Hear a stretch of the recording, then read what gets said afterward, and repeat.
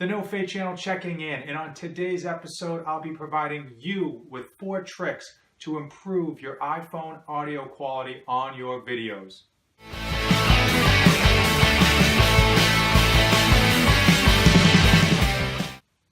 Like most of you, I use my iPhone to capture almost all my video content.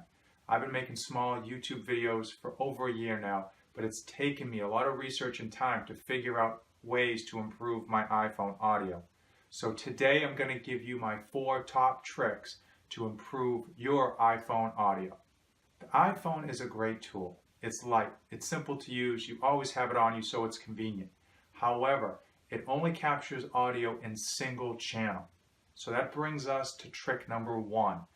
During your video editing, you need to convert that single channel to dual channel. If you don't, when people watch your videos, they're only going to get sound out of one earbud or one speaker. It doesn't seem like much, but trust me, it gets super annoying quickly. What we want to do is to duplicate this audio from A1 onto A2. To do that, you need to right-click on A1 and A2 and select Ungroup. Then hover over anywhere on the audio track that you want to copy and Control left click and drag it down. So now what you have is simply a duplicate channel of audio. Trick number 2 is to correct for audio drifting. What's audio drifting? Your iPhone, even if you've set it for 30 or 60 frames per second, captures video content at a variable rate, but the audio is captured at a linear rate. So when you put those two together, especially when you have a longer video, the lips can be out of sync with the audio. Some editing tools can account for that, many do not. If yours that you use doesn't account for that, you need to use an additional program to sync up the audio and the video. I use Handbrake. It is a great free tool and works excellent. Once you open Handbrake, you want to select the file that you wish to align. In this case, we're just going to pick a random file. Under video, you want to select the frame rate that you shot the video in. In my case, it's 60, so for an iPhone, you either have 30 or 60. The next step is to select constant frame rate. This is going to align your audio with your video.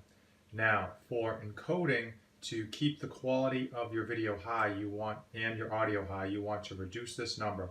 The lower the number, the longer it takes to export it. I found that 8 was a good trade-off. Also, for optimized video, you want to reduce this to slow. Again, I found that those 2 features were an excellent trade-off for exporting time and keeping the quality as high as possible. Another problem with lightworks is that they can only handle 600 keyframe intervals at a time. So to combat that, we need to add in a line of code under extra options. We're going to type in key int equals 60 space key int underscore min equals 1. So it's going to take the key intervals from 626 and bring them down into 60. Then the next step is to browse where you want this file to go. So we're going to just label it test, browse, put it there, hit save, and the last step is to select start encode and wait for it to run. Trick number 3 is to use your video editing software to improve your audio. All the video editing softwares out there have tools and steps that you can use to fix and smooth out your audio.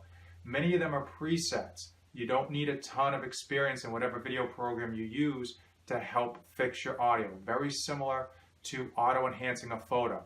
I'm going to take you through the steps that I use in Lightworks to quickly kind of smooth out, clean up the audio without actually taking too much of my time up. To auto-enhance your audio in Lightworks, you first need to select the Audio tab.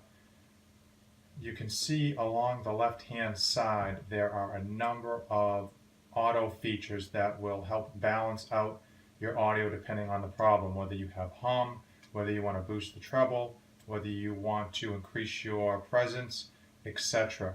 One of the ones that I use almost all the time is what's called Mix Master EQ. You simply double click on it and it shows up a little box here in the audio.